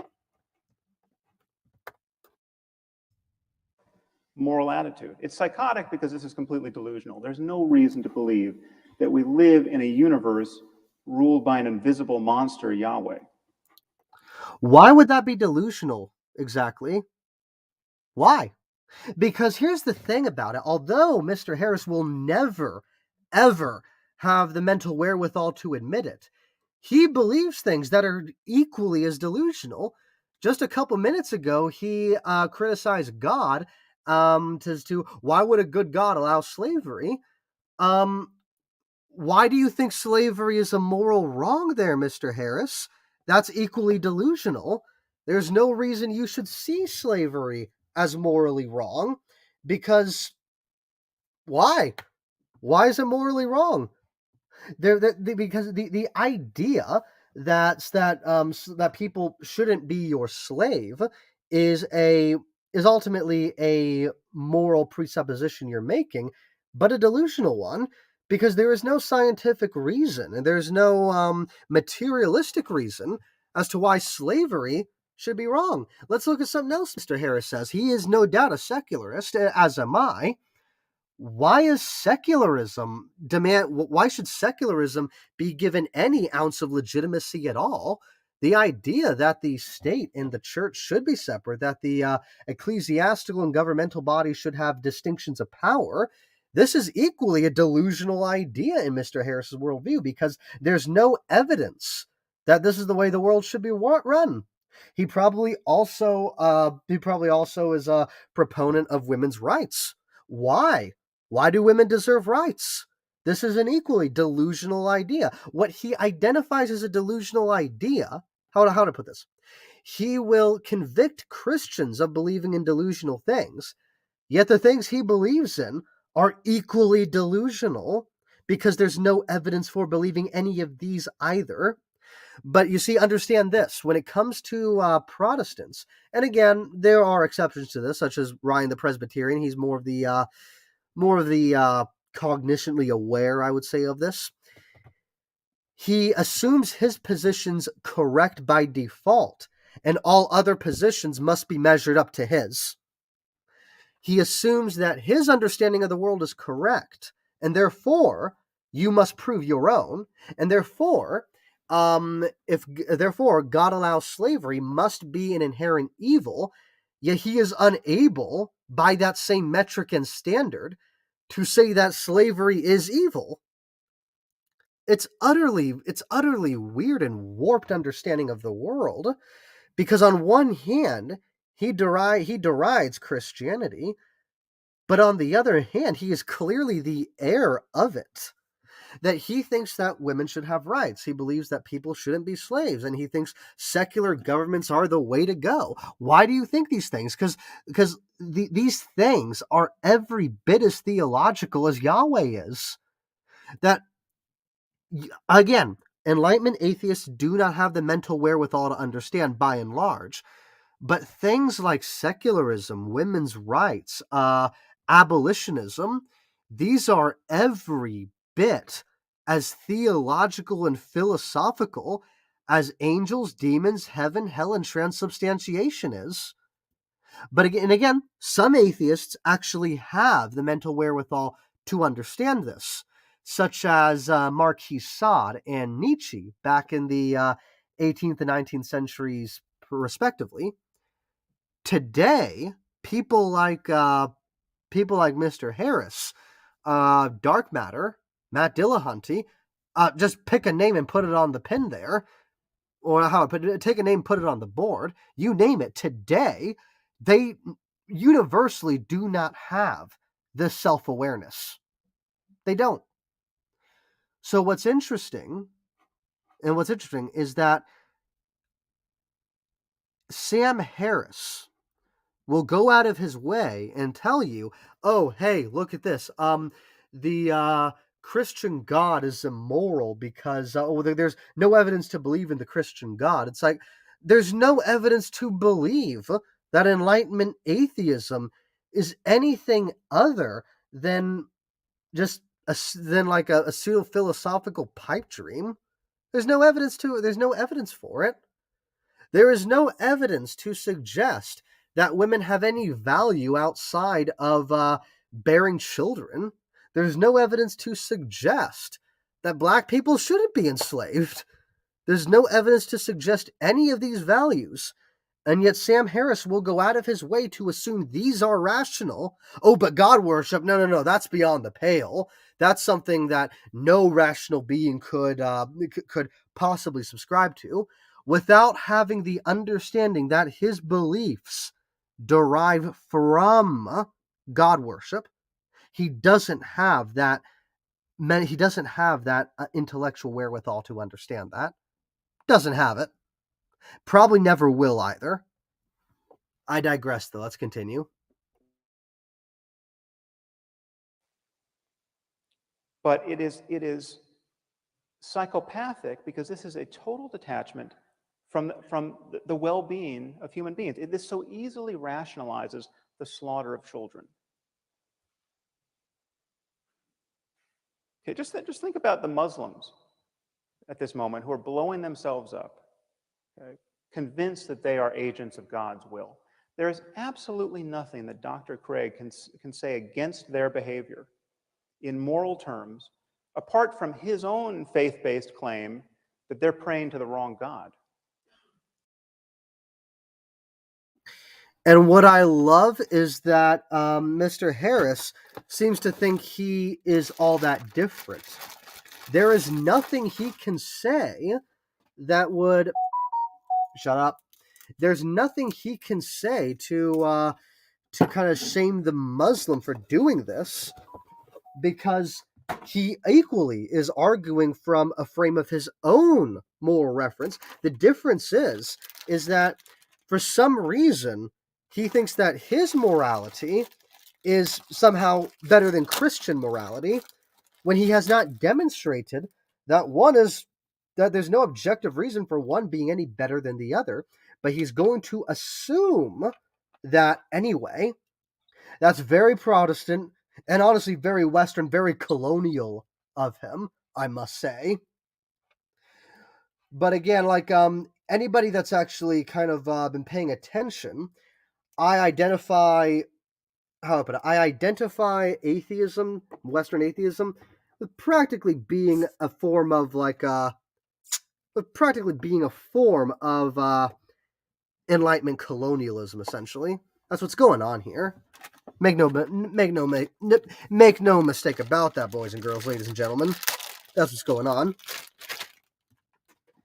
So it's very interesting. So, again, I'm going to go give credit where credit is due. Mr. Harris is right here. There is absolutely, when Dr. Craig kind of condemns the Muslim, he has no way of doing it outside of his own moral spectrum, his own moral understanding. Yet in the same breath, Harris wants to exonerate himself from what he's clearly guilty of, because he's doing the same thing in relation to Christianity and the world at large. So he's basically calling the kettle black. He's the pot calling the kettle black without admitting he's also black. It's a very, very, very egocentric way of understanding the world, I must say. We'll continue on. We got about 3/4 of the way through the video. We might as well finish it and stop part 1 there. If they had the right God, what they were doing would be good on divine command theory. Now, I'm obviously not saying that Dr. Craig or all religious people are psychopaths and psychotics, but this to me is the true horror of religion. It allows perfectly decent and sane people to believe by the billions what only lunatics could believe on their own. If you wake up tomorrow morning thinking that saying a few Latin words over your pancakes is going to turn them into the body of Elvis Presley, you have lost your mind. But if you think more or less the same thing about a cracker and the body of Jesus, you're just a Catholic.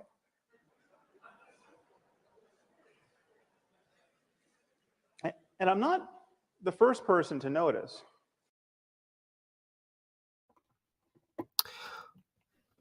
Hello, hello, hello, hello. I'm trying to use a different microphone here. I'm wondering if it's set up the right way. Just a moment. I'm going to see the audio here. Hello, hello. I'm trying. Oh, that sounds good. I'm wondering if it's set up the right way. Just a moment. I'm going to see the audio here. Hello, hello. Yeah, that sounds really good. Okay, this is pretty good. I think the audio changed quite a bit. Better not speak. I'm sorry. There's a bit of a technical difficulty here. Hold on. How does this sound? Better not speak. I'm sorry. There's a bit of a technical difficulty here. Hold on. How does this sound? Okay, not bad, not bad. I like that. Okay, so microphones here. I hope everyone can hear me better. I got a much more crisper voice now. So, fact of the matter is, what makes you insane for thinking saying a few Latin words over your pancakes turns into the body of Elvis Presley? Again, I have to just say, I have to really condemn Mr. Harris here, because he is accusing others of what he himself is guilty of. All right? What makes Harris think that what am I going to say here? What makes Harris think that Well, because you assume these things called rights are true, that women and blacks and non-citizens should have them. What makes you think that? Because this is equally delusional and insane thinking, especially when you put into the whole weight of the whole history behind it. Because, just in the ancient world had no conception of these things called rights. There was only one group of people that had rights. That was the rich and the powerful. They were the only ones that had rights. Everybody else was a slave. They were subordinate to their masters. For the longest time in human history, nobody had rights. That you were yours, whatever your master wanted to do to you. Rights only came from Christian assumptions. Yet Harris wants to assume human rights are somehow true and genuine. Oh, but transubstantiation? Oh no, that's beyond the pale. That's insane. What makes you think that saying a few Latin words over unleavened bread, turning it into the body of Christ, is any less crazy than saying that women have value, that the weak and the poor should be taken care of? Because let's just be honest here, women suck at almost everything, pragmatically speaking. I mean, as a slave, you can work them to death faster than your male slaves. As soldiers, they have no body strength at all. They're the first ones to get speared through the gut and die faster than any man, right? Like even in the domestic setting, they have like a lower life expectancies than men do. And moreover, they stop being able to bear children around their early to mid 40s, where a man can be fertile all the way up until his 80s. Again, what makes you think women should have any value in relation to a man? Now, certainly, women shouldn't have any value because and they didn't. That was the understanding of the whole of the ancient world. But you, Sam Harris, you believe women should have value. No doubt after this debate, you went home, you loved your wife, you probably made love, maybe, and you valued her as your equal, as your second half, as your partner. That's an insane and crazy thing to do, because on every objective, measurable metric, your wife is nothing compared to you. In fact, even Aristotle, like the late and great Greek philosopher, basically he is famous for calling women dysfunctional men. Okay? Think about that for a moment. You desperately want to paint religious people as being delusional, as believing things that have no legitimacy, and yet using that same standard, your own beliefs crumble and fall apart. It's the only insane thing here, Mr. Harris, is that anybody with an educated background would take you seriously.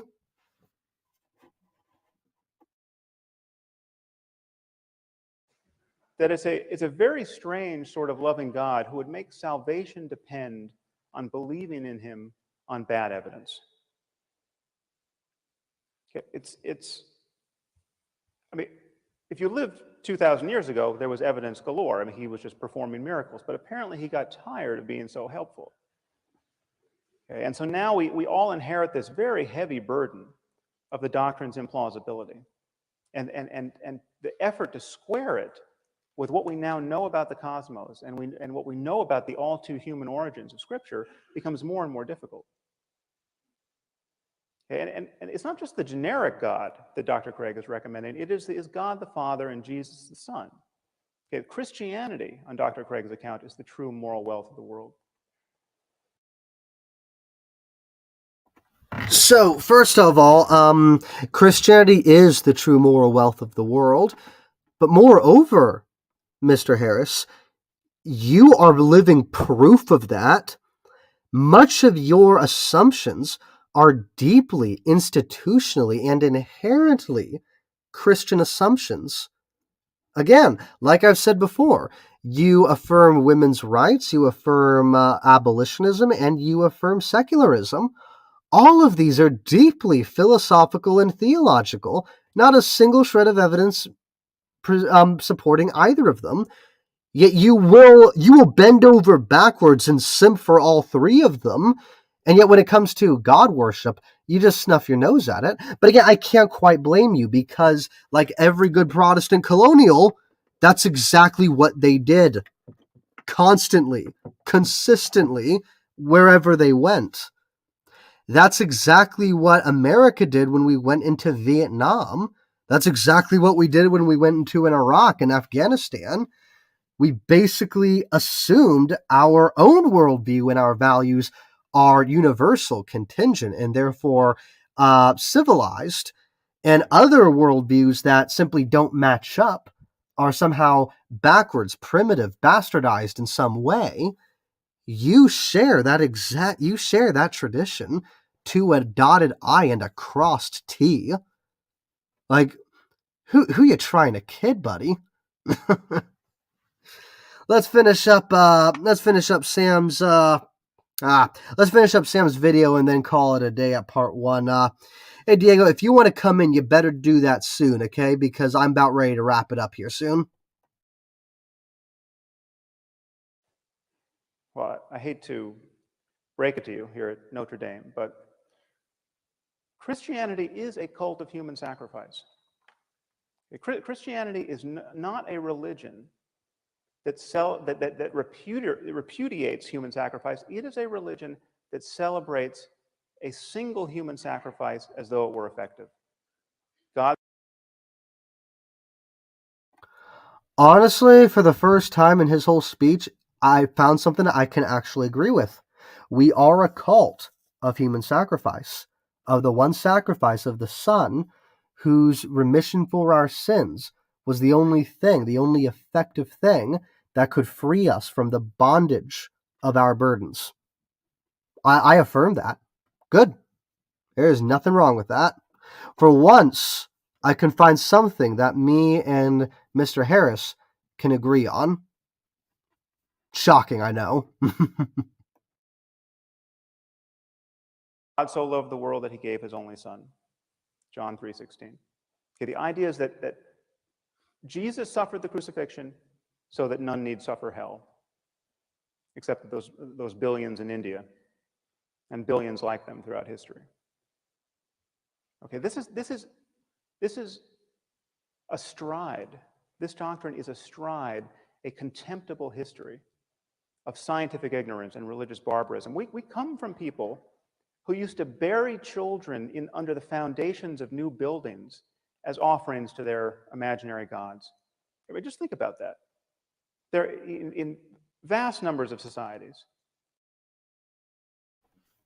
Sam, you are an active member of society that slaughters its own children on the altar of convenience. Okay?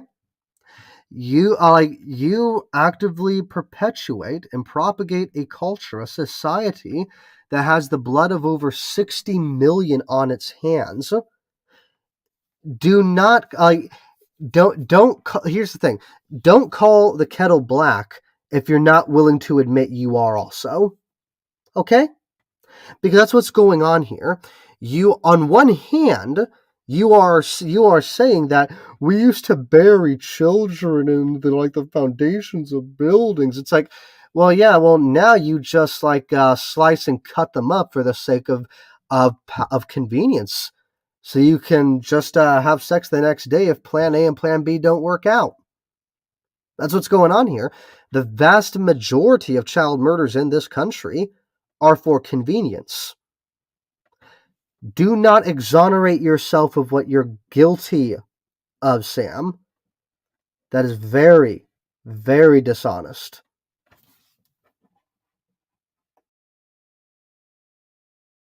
People would bury children in post holes. People like ourselves thinking that this would prevent an invisible being from knocking down their buildings. These are the sorts of people who wrote the Bible.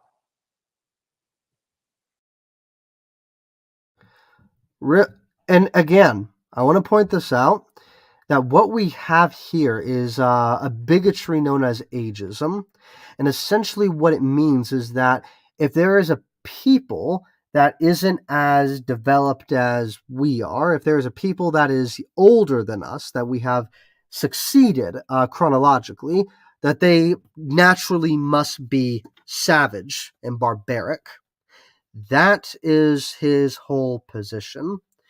And again, it's a very biased, bigoted position because, again, it requires you to be a hypocrite, exonerating yourself of what you're guilty of. Fact of the matter is that people were superstitious in the past. People are superstitious now. And the biases and the bigotries that people produce now is only in hindsight of what once was. But moreover, again, I just have to say that he's going to say, well, burying children in post holes for warding off demons, that's barbaric. That's delusional. It's like, oh yes, and being anti-abolitionist is just completely freaking sane, right? Really? Is it? Again, the amount of cognitive dissonance these people have is unreal. Genuinely is. That's all I want to say on that aspect. Let's let him say his last words.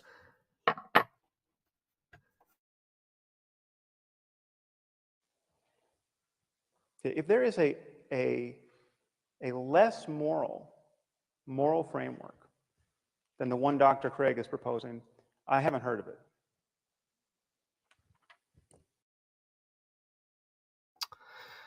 Well, that was entirely useless. Okay, well, that basically wrapped it up, folks. Diego couldn't join us, and that's actually very unfortunate here. And so if there's one system more immoral than the Christian one, I can't name it. He basically called himself immoral because his own worldview, his own understanding of the world, is inspired and woven from the tapestry of Christian history and Christian assumptions and Christian understandings. The fact that he is so blatantly unaware of the fact that he's so blatantly unaware of this is just shocking. His ignorance is astounding because this man is a academic of sorts.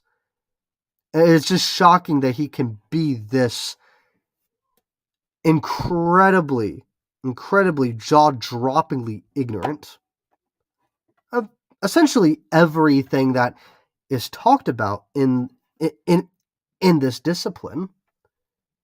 He has absolutely no understanding of Christianity, and he shows that, and yet he insists on talking about it for some reason. I don't get it. I would be embarrassed to be this ignorant. I genuinely would. I would be embarrassed to be talking about the things he is and having such little understanding. Such little understanding.